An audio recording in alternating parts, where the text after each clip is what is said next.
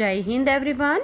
ओम सर्वे भवन्तु सुखिनः, सर्वे सन्तु निरामया, सर्वे भद्राणि पश्यन्तु, मा कश्चिद् दुःखभाग् भवेत्। ओम शांति शांति शांतिः।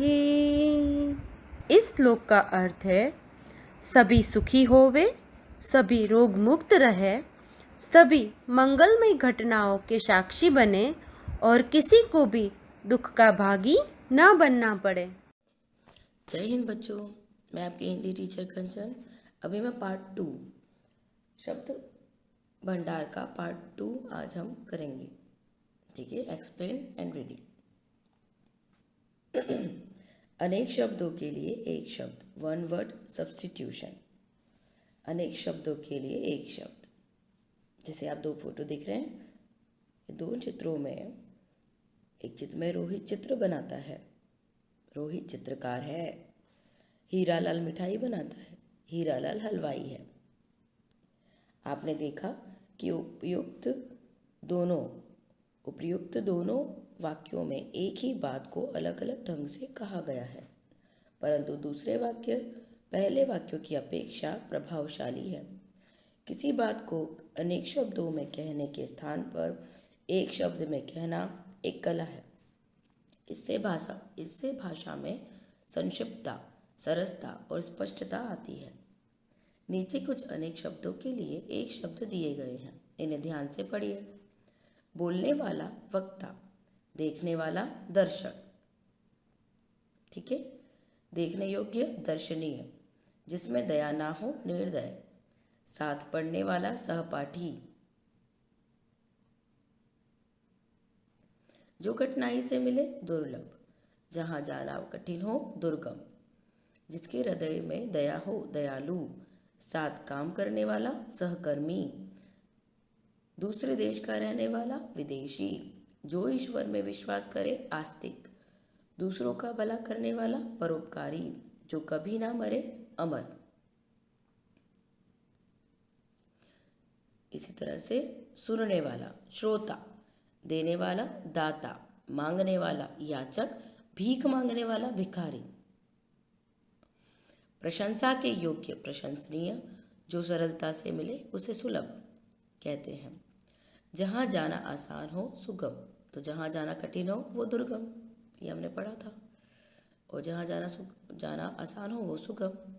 जानने की इच्छा रखने वाला जिज्ञासु, अपने देश का रहने वाला स्वदेशी। जो दूसरे देश में बस गया हो उसे प्रवासी कहते हैं। दूसरे देश में रहने वाले को विदेशी कहते हैं, लेकिन जो हमारे देश का हो और दूसरे देश में जाके बस गया हो उसे प्रवासी कहते हैं। जो ईश्वर में विश्वास ना करे नास्तिक, जैसे कि जो विश्वास करे वो आस्तिक, जो विश्वास ना करे वो नास्तिक। जिसका अंत ना हो अनंत, जो पहले ना हुआ हो अपूर्व। तो इस तरह से आपने देखा कि किसी बात को अनेक शब्दों में कहने के स्थान पर हम एक शब्द में भी कह सकते हैं। ठीक है, अब हम आते हैं सेकंड पेज। इसमें भी आपको कुछ और एक शब्द में दिए गए हैं। दूर की सोचने वाला दूरदर्शी, जिसे गिना ना जा सके अनगिनत। 100 वर्षों का समूह शताब्दी, अच्छे आचरण वाला सदाचारी। जो आंखों के सामने हो प्रत्यक्ष, जो आंखों के सामने ना हो अप्रत्यक्ष। जैसे कि अच्छे आचरण वाला सदाचारी तो बुरे आचरण वाला दुराचारी। जिसके आने की तिथि ना हो अतिथि। 7 दिनों का समूह सप्ताह, जिसके समान कोई दूसरा ना हो अद्वितीय या अद्वितीय कोई दूसरा ना हो। इसी तरह मांस खाने वाला मांसाहारी, मांस ना खाने वाला शाकाहारी। हिंसा करने वाला हिंसक, हिंसा ना करने वाला अहिंसक। जो बहुत बोलता हो वाचाल, हाथ से लिखा हस्तलिखित। नीचे लिखा हुआ निम्नलिखित। सप्ताह में एक बार होने वाला साप्ताहिक, महीने में एक बार होने वाला मासिक, वर्ष में एक बार होने वाला वार्षिक। विज्ञान से संबंधित वैज्ञानिक और इतिहास से संबंधित ऐतिहासिक, साहित्य से संबंधित साहित्यिक। ओके, सब कुछ जानने वाला सर्वज्ञ। इसी तरह हम इसकी एक्सरसाइज करते हैं। संजना बहुत बोलती है। संजना वाचाल है। नीचे लिखे प्रश्न का उत्तर दीजिए। निम्नलिखित प्रश्नों के उत्तर दीजिए। नंदन महीने में एक बार आने वाली पत्रिका है। महीने में एक बार मतलब कि मासिक। आप यहाँ क्या लिखेंगे? मासिक। एवरेस्ट की चोटी तक जाना कठिन है पर असंभव नहीं। एवरेस्ट की चोटी में जाना, चोटी तक जाना दुर्गम है पर असंभव नहीं। मैं ईश्वर में विश्वास रखता हूँ। मैं आस्तिक हूँ। जयपुर देखने योग्य है। देखने योग्य स्थान है। जयपुर दर्शनीय है। देखने योग्य मतलब दर्शनीय है।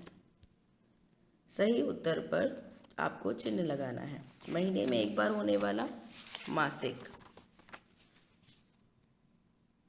ठीक है। बुरे आचरण वाला दुराचारी। नेक्स्ट पेज में आइए, इसमें भी अभ्यास है। जो आंखों के सामने ना हो, प्रत्यक्ष या अप्रत्यक्ष, तो है अप्रत्यक्ष। जो आंखों के सामने ना हो वो अप्रत्यक्ष होता है। साथ पढ़ने वाला सहपाठी। जो सरलता से मिले, सुलभ। सुगम तो रास्ते को बोला जाता है। जिस रास्ते में जाना आसान हो सुगम कहलाता है, लेकिन सुलभ मतलब जो आसानी से मिल जाए। जिसे गिना ना जा सके, अनगिनत। सब कुछ जानने वाला, सर्वज्ञ। जिसका अंत ना हो, अनंत। नीचे दिए वाक्यों को रेखा खींच के उचित शब्द से जोड़ी। जैसे वर्ष में एक बार होने वाला वार्षिक है। हाथ से लिखा हुआ हस्तलिखित है। 100 वर्षों का समूह शताब्दी है। जो कठिनाई से मिले, दुर्लभ है। मांस खाने वाला मांसाहारी है। विज्ञान से संबंधित वैज्ञानिक। अब आ जाइए नेक्स्ट। नीचे दिए शब्दों के लिए वाक्यांश लिखिए। तो बच्चों इसमें वाक्यांश लिखना है। ठीक है। जैसे कि याचक का अर्थ, याचक का वाक्य क्या दिया है? मांगने वाला। जिज्ञासु का, जानने की इच्छा रखने वाला। दर्शक को बोलते हैं देखने वाला।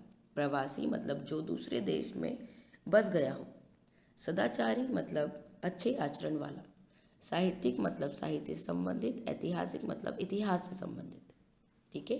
तो ये वाला एक्सरसाइज भी हमारा हुआ। अब हम आते हैं समश्रुति भिन्नार्थक शब्द। समश्रुति भिन्नार्थक शब्द जो शब्द सुनने में एक समान लगते हैं पर अर्थ की दृष्टि से भिन्न होते हैं, उन्हें समश्रुति भिन्नार्थक शब्द कहते हैं। मतलब जिसके अर्थ भिन्न हैं लेकिन देखने में समान। जैसे कि नीचे कुछ समश्रुति भिन्नार्थक दिए गए हैं, इन्हें पढ़िए और समझिए। दिन और दीन। दिन और दीन में सिर्फ मात्रा का डिफरेंसेस है, लेकिन ये दिखने में समान है और बोलने में भी। बस मात्राओं का भिन्न, मात्राएं अलग हैं। दिन दिवस और दीन मतलब गरीब। नीर मतलब पानी। निड़ मतलब घोंसला, जो चिड़िया का घोंसला होता है उसे निड़ भी कहते हैं। अंतर मतलब भेद, डिफरेंसेस। अंदर मतलब भीतर, इनसाइड। कर्म मतलब कार्य, काम। क्रम मतलब सिलसिला। सुत मतलब बेटा। सुत मतलब बेटा और सूत मतलब धागा। बाघ मतलब उपवन। बाघ मतलब एक जानवर जिसे हम टाइगर बोलते हैं। और मतलब तथा। और मतलब तरफ। कुल मतलब वंश। कूल मतलब किनारा। अनल मतलब अग्नि। अनिल मतलब हवा। अन्न मतलब अनाज। अन्य मतलब दूसरा।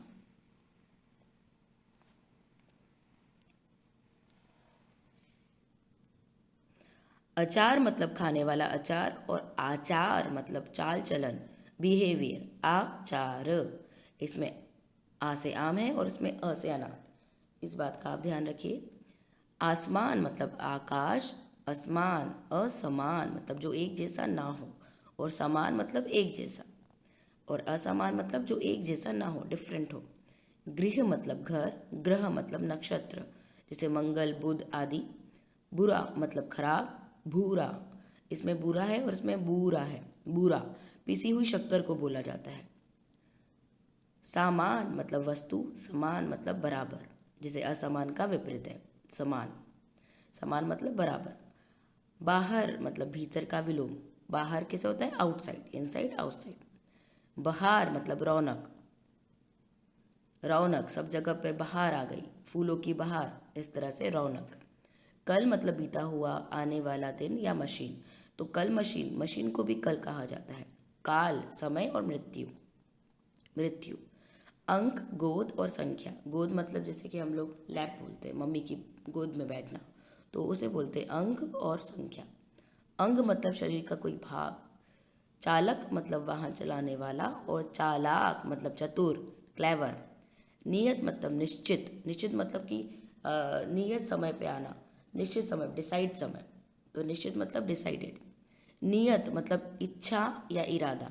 ठीक है, आपकी नियत क्या है, इच्छा क्या है, इरादा क्या है, तो हम उसे बोलेंगे। ठीक है, अब आते हैं नेक्स्ट पेज में। नेक्स्ट पेज है आपकी एक्सरसाइज। सही शब्द चुनकर वाक्य पूरे कीजिए। किसान अपना अन्न सरकार को बेचता है। अन्न मतलब अनाज। नदी के कुल, कुल कौन सा वाला? बड़े ऊ की मात्रा। कुल पर लोगों की भीड़ थी। बसंत ऋतु में प्रकृति की बहार, बहार मतलब रौनक, मन मोह देती है। यात्रा में कम डैश लेकर जाना चाहिए। सामान, सामान कम होना चाहिए। वाहन, वाहन चालाक या चलाक, नहीं चालक, तो वाहन चालक ने दुर्घटना होने से बचा ली। चालक, सेकंड वन। नीचे दिए वाक्यों को शुद्ध कीजिए। वह बाजार की और गया है, तो यहाँ आएगा और। औ की मात्रा मतलब औ से औरत नहीं, ओ से ओखली, और। बस चालाक बहुत सावधानी से बस चला रहा था, तो चालाक नहीं चालक। मुझे आम का आचार खाना पसंद है, आचार नहीं अचार। मुझे आम का अचार। आपका रविवार का क्या कार्यक्रम है, तो ये रॉन्ग है, कार्यक्रम, कार्यक्रम। सौरमंडल में कितने ग्रह हैं? सौरमंडल में कितने ग्रह हैं? तो सौरमंडल में कितने ग्रह हैं? गृह की जगह ग्रह, ग्रह। नीचे दिए वह शब्दों के अर्थ लिखिए। नियत और नियत।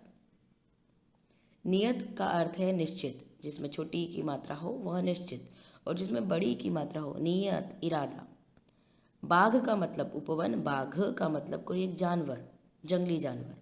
अनल का मतलब आग, अनिल का मतलब वायु। सुत का मतलब बेटा, सूत का मतलब धागा। ठीक है, अब हम आते हैं अनेकार्थी शब्द। Page number 95। जिन शब्दों के एक से अधिक अर्थ होते हैं वे अनेकार्थी शब्द कहलाते हैं। जैसे अंक, गोद, संख्या, नाटक का भाग। काल समय, मृत्यु। कुल वंश, समूह, जोड़। उत्तर दिशा, जवाब। वार दिन, आक्रमण। मत नहीं, विचार, राय। फल लाभ, नतीजा। गुरु बड़ा, शिक्षक भारी। कर हाथ, टैक्स किरण। अंबर आकाश, वस्त्र पक्ष पंख और। हार आभूषण, पराजय। लाल रंग, पुत्र। भाग हिस्सा, भाग्य और भागना, जो हम भाग जाते हैं उसको भी। पद पैर, पदवी, कविता। अरुण सूर्य, लाल। बच्चों, ये जितने भी आपको अनेकार्थी शब्द दिए हैं ये आपको लर्न करना है। विदाउट लर्निंग आप इसे नहीं सॉल्व कर पाओगे। ठीक है, क्योंकि एक नाम के दो अर्थ हैं या तीन अर्थ यहाँ दिए हुए हैं। ठीक है, ये आपको लर्न करना है, याद कर लेना है। इसके अभ्यास में आइए। फल, एक फल होता है रिजल्ट, जैसे हम बोलते हैं ना फलस्वरूप, तो एक होता है रिजल्ट मतलब कि लाभ और नतीजा। एक फल होता है लाभ और एक फल होता है नतीजा, और एक फल और होता है जो खाने वाला फल होता है, फ्रूट। ठीक है, तो इसको प्रयोग करेंगे, परिश्रम करने का सदा अच्छा फल मिलता है। फल मतलब रिजल्ट। आम गर्मियों का फल है, देखा, खाने वाला फल। तो यहाँ पर एक खाने वाला फल लिखा है और एक लाभ भी होता है, ठीक है। तो खाने वाले फल का इन्होंने एग्जाम्पल लिखा, आम गर्मियों का फल है।